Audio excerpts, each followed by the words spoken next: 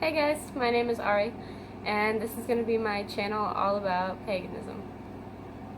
I'm going to start off with a video just about what is paganism, and I'm going to go ahead and define that term and talk a little bit about what it means to be a pagan. I also got my little girl here with me. She does better chilling on my lap than she does sitting in the chair, so here we are. Paganism, the term, describes an earth-based faith that does not stem from the three major Abrahamic religions. So any of the faiths that came from the prophet Abraham. That would be Christianity, Judaism, and Islam. Originally the term pagan it was used to describe pretty much any religion that wasn't Christianity, and over time was viewed as sort of an insult or a put down or an association with devil worship, which was a lot of how the church eradicated the deep-rooted pagan beliefs that had existed in those areas for a long time. Anyway, what's practiced today would be called neo-paganism, and the most popular faith that comes out of paganism that I think most people have heard of would be Wicca. And Wicca actually gained a huge following around the 50s due to Gerald Gardner and I think a few others who wrote books about practicing and being a Wiccan. Now, paganism and Wicca are not exactly the same thing, but I will get into that in another video. Who is pagan? At least nowadays. Pretty much anybody that wants to be. There is no right or wrong way to be pagan. Anyone can be. I personally grew up as a Christian, and I had a long journey with faith and religion for being a 25-year-old.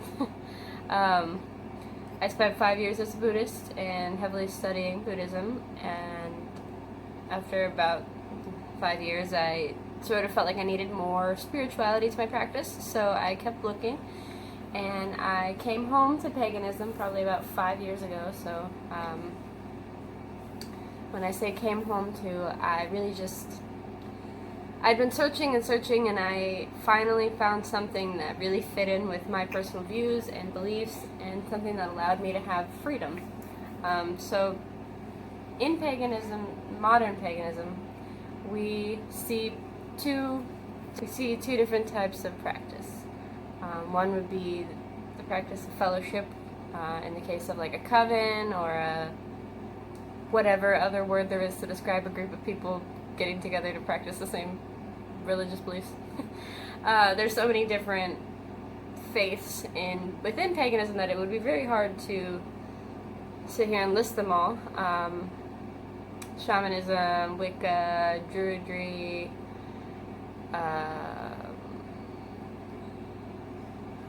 pretty much anybody can be a pagan. There's no right or wrong way to be pagan. Why do a lot of people, especially in the modern era, kind of seem to be flocking towards a more pagan type belief system? My personal belief is that everybody has their own spiritual path, and that no two people will have the same path, and not everybody is going to get there the same way, and I think as long as you get there, then it doesn't really matter the path that you took. I guess within reason. But paganism kind of provides a personal freedom and an acceptance, an unwavering acceptance. I've never been a part of a community that was so completely open and understanding and just amazing. I've met some of the most amazing people of my whole life through being a pagan. But that's not to say that all pagans are great. I mean, you couldn't say any large group of people was all anything.